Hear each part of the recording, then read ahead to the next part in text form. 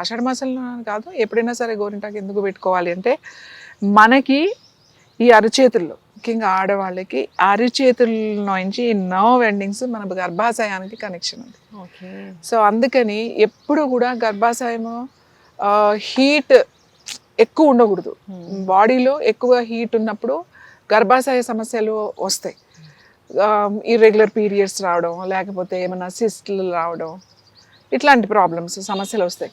కాబట్టి ఇక్కడ అరచేతిలో ఒక చిన్న ఇంత బిళ్ళలాగా అన్న చందమామ అని పెడతారు కదా, అలా ఒక్కటి పెట్టుకుంటే అది ఇమీడియట్గా మన గర్భాశయం చల్లగా అవుతుంది. అలాగే గర్భాశయానికి సంబంధించిన సమస్యలు చాలా తొందరగా తగ్గుతాయి. అది వర్షాకాలంలో తొందరగా వచ్చే అవకాశాలు ఎక్కువగా ఉంటాయి మనకి.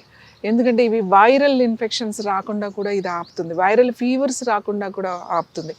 వర్షాకాలం వచ్చిందంటే మనకి అప్పుడు